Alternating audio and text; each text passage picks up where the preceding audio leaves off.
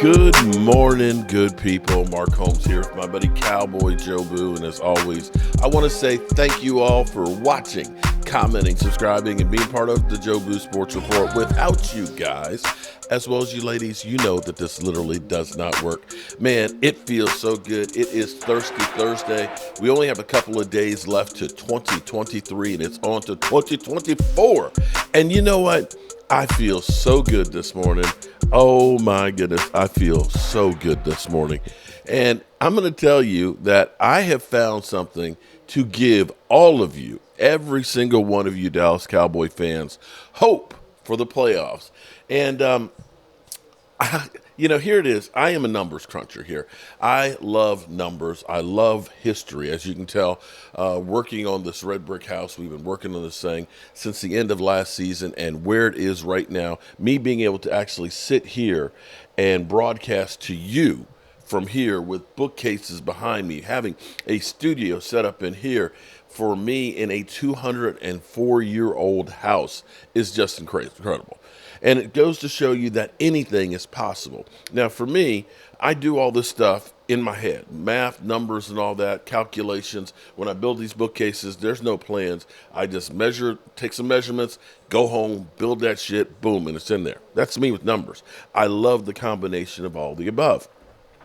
And I was looking at things, and I've said things here, and I know people don't want to listen to me and say you're an idiot and you don't know what you're talking about. You don't work for ESPN and yada, yada, yada. But, just because you work for a network or a big company and things like that doesn't mean that you don't have ideas. Because I'm going to tell you, there's some YouTubers out there that are not well known that I will take over the opinion of what you get from people on ESPN. They put in the work. They just don't have the recognition and the multi-billion-dollar industry behind them, supporting them. And so we do come up with some shit, kind of like all of us YouTubers. Every one of us Dallas Cowboys YouTubers told you guys how bad Kellen Moore was at play calling. Yes, we did. Yes, we did. Yes, we did. We said he was ass. And all those Charger fans like, oh, no, we got Kellen Moore. He's got a great quarterback to work with. Woohoo! We're in great shape. All the talking heads. Why would the Dallas Cowboys get rid of Kellen Moore? Kellen Moore, number one rated offense in the NFL. For Mike McCarthy and his antiquated, the Cowboys are so stupid. No, that was us here on YouTube telling you guys the real shit. Shout out to Vosh Lombardi. Shout out to Law Nation. Shout out to Foots the King. Shout out to all of my brethren, the DMVs, the Game Time Bryans. There's just too many of y'all to name. Too many. So when I was going through the numbers, and one of the things I've been saying all season long, I said that Mike McCarthy was trying to replicate the 2010 Green Bay Packer team. And I can hear y'all now, oh my God, he's trying to say Dak Prescott is Aaron Rodgers. Come on, man. Come on. Aaron freaking Rodgers, the greatest quarterback out there. You got just a garbage-ass chump. Dak trash cot, this, that, and the other. Okay, all right, I hear what you're saying. I hear what you're saying. But see, here's the thing that's kind of funny. It's kind of like when Russell Wilson won the Super Bowl. Now he's benched in Denver. That's right. They benched him because they're going to probably cut him in March. But be that as it may, when they won the Super Bowl, he only had like 22 touchdown passes. They had an incredible running game. They had the best defense historically. Just about, you could almost put them up there with the 85 Bears. Not quite, but you could put them up there. And that was the formula that they had to win. Well, Mike McCarthy in 2010, Aaron Rodgers only had 28 TD passes and 11 interceptions. They weren't the number one offense. It wasn't Aaron Rodgers' arm slinging it all over the place, 40, 50 TDs. No, not at all. It was a ball control offense. And here's the thing. Let me go through. And just stop me if this sounds familiar to you. Okay, so running game-wise, the running game, Brandon Jackson was their number one leading rusher, okay, with 703 yards. John Kuhn was number two with 281, was third. Aaron Rodgers, 356 yards. That's it. They didn't have a beast running game. When it went to receivers, here's the thing. They had an incredible mix of young and old receivers. They had Greg Jennings, 125 receptions, 1,265 yards. They had Donald Driver, who had 565 yards. They had James Jones, who had 679 yards. They had Jordy Nelson at 582 yards. Tight ends, they had Jermichael Finley. Okay. He only had 301 yards. Andrew Quarles and Donald Lee. So when you start looking at that, that's four targets right there. You know, you had your one big guy who was getting, the lion's share, and Greg Jennings with, 1,200 yards.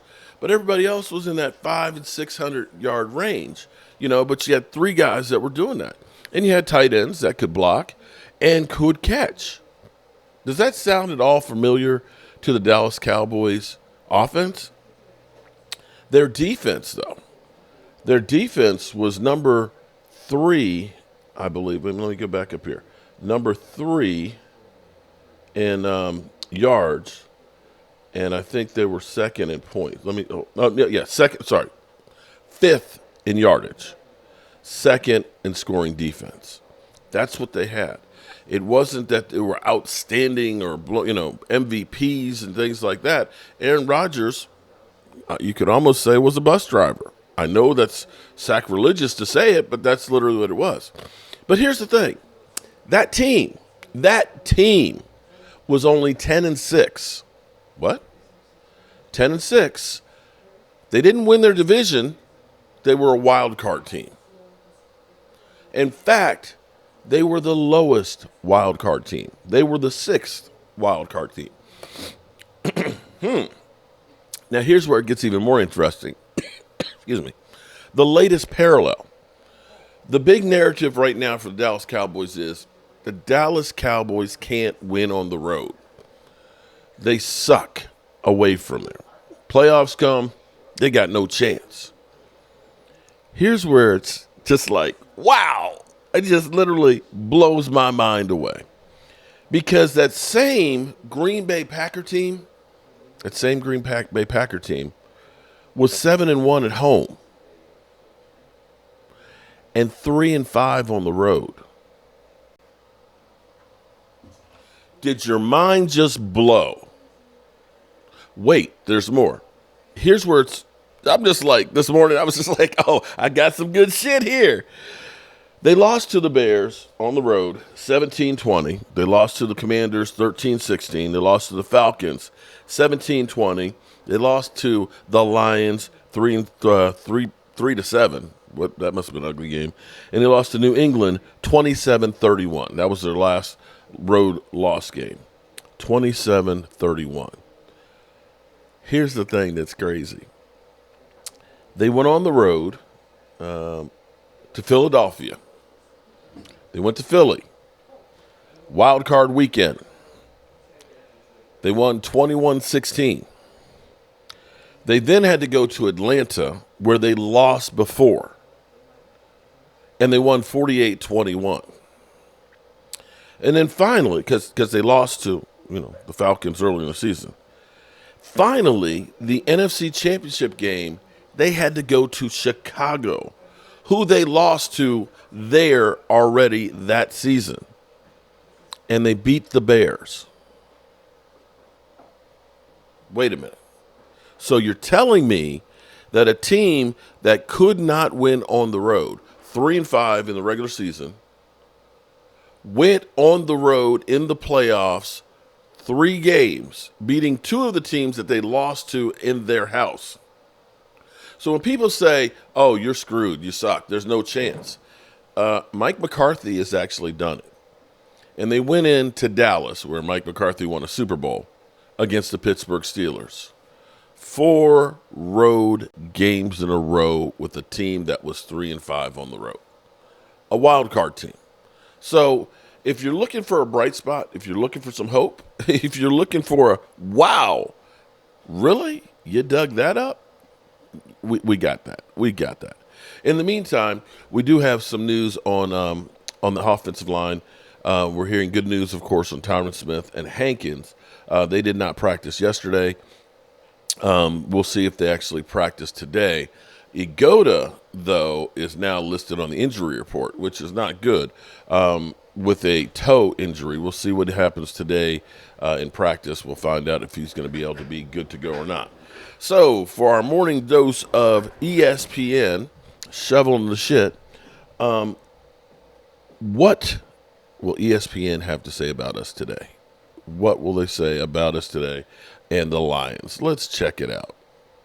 I want to hear from you, and if you can sing it if you want. What are you watching for in Lions Cowboys Saturday night?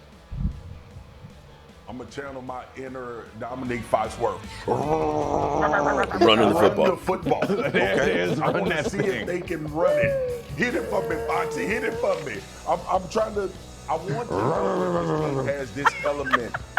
There it is. There it is. I want to know if they have this element to their offense, because I think if they have to become a straight drop back team with no confidence in their run game, this is a recipe for disaster for the Dallas Cowboys. When we've seen them be explosive, we've seen them have both of those elements available to them. So this will be a good test against the Detroit Lions, whose defense is playing a lot better, by the way. Yeah. Look, if they're looking for tips on how to run the ball effectively, they can just watch what the Lions do. They're very good at it. They're good at a lot of things, which is what Mike McCarthy, the Cowboys head coach, was saying yesterday. Here's what he had to say about the Lions. I think this will be our biggest challenge of the year. It's my personal opinion. Some people may differ, as far as Philadelphia or the past games, but just based off what we've seen on video. Swagoo, is that your personal opinion as well? He can't even say San Francisco. That the Cowboys, he didn't mention San Francisco. He don't want to remember that one. No? You don't think this is their biggest challenge, Swagoo? No, they played the 49ers. That was their biggest challenge. I think the score was 42-10. I think that was the score in that game. Here's the thing, though. Detroit has, 2 weeks ago, we saw them put 63 points up on the board. We've seen them be very, very, very explosive from an offensive standpoint. But we've seen Detroit have their blips, too. They got blasted by the Baltimore Ravens, the team that blasted the 49ers. We've seen them lose some unconventional games. So I disagree with Mike on that one, who is my guy. I love Mike McCarthy, but he's wrong on this. The other thing is this, though. This is where he may have a really good point. We at the point in the season now where there are no identity issues. We know who these teams are. So people now are starting to beat people pretty much straight up outside of some catastrophic things happen. Like if the San Francisco 49ers play Baltimore again, do I think they're going to turn the ball over 4 or 5 times? No, I don't think that's going to happen. I think they'll have to play a straight up game and see who's the better team. But between Dallas and Detroit, there are conflicting elements and styles in which they play. And that may be what he's alluding to. This is a physical football team in Detroit. They want to bludgeon you in the run game. And Jahmyr Gibbs and Montgomery may be one of the top 5 tandems in the NFL when it comes to running the football. So it'll be a task in that regard. But the 49ers were their toughest task this year. Yeah. Dominique, I feel like I've heard a lot this year, like people, when they point out what's wrong with the Cowboys, some people like to say they're not physical enough, they're not consistently tough enough up front. Is this a good test of that against the Lions this weekend? That's a great test. Yeah, no one runs the ball nearly as well as the Detroit Lions do. The Bills, who ran the ball all over the Cowboys, don't consistently run the ball as well as the Lions do. So there's no secrets. As Swagoo said, at this point in the season, we kind of know who your identity is, and we know that the Lions are going to want to hit you off play action, but first they're going to want to run the ball. And the Cowboys, that's their big question on the defensive side of the ball. Can they stop the run? They're moving Micah Parsons all over the place to see if they can figure out a way to use his athleticism and to not let the scheme him out of the play. So we'll find out, because they're not going to make a secret. They're going to come in and they're going to try to run through the Cowboys. We know that's going to be the crux of their game plan. Yep. And what are the Cowboys going to do about it is the real question. And can they do anything about it? Do the Cowboys, are they going to be able to prove anything to us in this game on Saturday night? Their ability to bounce back, right? But in all honesty, Sure. I don't think beating the Lions right now tells us anything we don't know about the Cowboys. Cowboys playing at home, where they seem to always win at home. Like, if they beat the Lions, that to me won't tell me anything. My biggest question remains, can they go on the road and beat really good teams, something that they're going to have to do when the postseason starts. So playing at home, I would pick the Cowboys straight up in this one. If they lose, like, that to me would tell me a lot more about the Cowboys than them winning. If they lose at home for the first Yeah. time all year, that would Yeah. worry you about them? Yeah, because that's the place where they dominate. That's the Right. place where they are most secure at home. You can't have, you can't lose to a team that you potentially could see in the playoffs or a potential Super Bowl contender. You gotta be able to beat those teams. But I think the Cowboys have a good enough roster where they should be able to. Yeah, and you mentioned they're coming off a loss. Detroit coming off a win that clinched the division. What do you got, Swagoo? I can understand what K. Mart is saying about the home thing, but from like the football context, this is a terrible matchup for Dallas when it comes to their defense. This is bad. Now, based on what they have had the inability to do in defending the run and having to play Detroit, and if that, like Foxy brought up, if that play action comes alive because they are running with success, this team can blow the doors off of you. Like, so to me, Kmart makes the perfect point about what we've seen from Dallas being at home, and you do have a lot more confidence in them, obviously.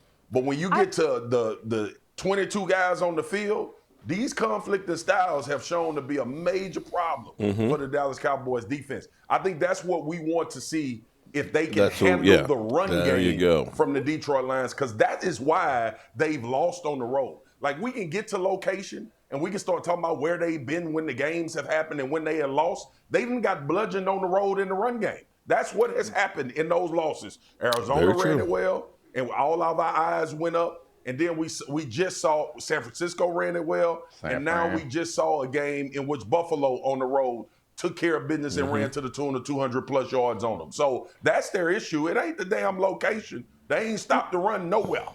Okay. I understand. I understand. But you made a point earlier, Marcus, which was something that I've noticed about the Detroit Lions. I was there for their game against the Ravens, where they got blown out. Coming into that game, I talked to coaches, I talked to players, talked to execs. They were confident. They were confident about where they were, and then they got the doors blown off them. I was also in Atlanta when they played the Falcons, and that was a game where they allowed the Saints. When they played the Saints, and I was in New Orleans, and they allowed the Saints to stick around and almost win. And talking to Montgomery after that game, he was ticked off. We're back on Get Up, and it's time for a game of There we go. So there you have it. All right. So can we stop the run? We actually didn't do that badly this past game without Hankins. Surprisingly, we only gave up 91 yards. We just couldn't get the final stop in the game. All right, good people. It is time for me to roll out of here and get to work here on the Red Brick House. I need to get my drawers made over here so I can get this place a little bit more organized and stuff. But you know how we roll. Tell them. Love y'all fans. Y'all good, man. Y'all make good intel. Don't get on top of that blue giant thing. That girl, get on top of them. So I'm on top of the world. Giant fan is on top. He's on top of the roof. And we got a better picture now because I'm on top of the world. And he's on top of the roof. He's on top of the roof. Drive off and he's going to fly off. He's going to be the ornament. Oh, no, don't worry. I'm going to get rid of it. All the way back home. That's right. The Giants fans on top of the roof. Yeah. And you know Spam the comments, please. You know why I'm doing this? To give you guys some pleasure. Because you guys have picked horribly. So you can laugh at me because you guys still suck. Okay. New York State Giants fan just got on the roof of the RV for you guys. Hey, for you. Some happiness in your life. Oh, we got a lot of happiness. Y'all were miserable last night. Y'all pulled out of that stadium. Y'all was with your head hanging down. God damn it, you pick a deal. I'm giving y'all a smile. Put a smile. Wait till week 2. Wait till week 2. Week 2, yeah. Put on a happy face, y'all. This is for y'all. Y'all made me an instant celebrity. I want to thank y'all. This is why I did this. Y'all made me instant celebrity. Week 2, you won't be happy. Hey, who's gonna block Saquon? We picking him up in the draft, buddy. It's too low and ain't no Cam. That's not enough. Hey, the Giants fan decided to kill himself. Hey, we try to bring world. Johnson's out to kill himself. He up there doing it for the fans. Doing it for the fans.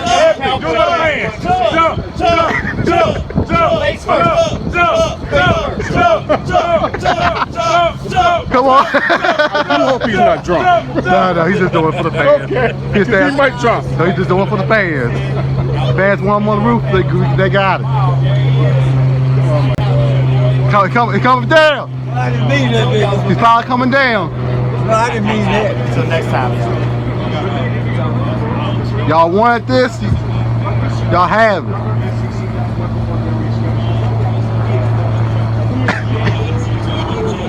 Any last words for the fans? I did this for y'all because I'm a nice guy in the long run. At the end of the day, I'm a nice guy. And I want y'all to be happy because this draft will be the worst draft you ever have. At least you have something to remember this draft by. The New York stinking Giants fan was on top.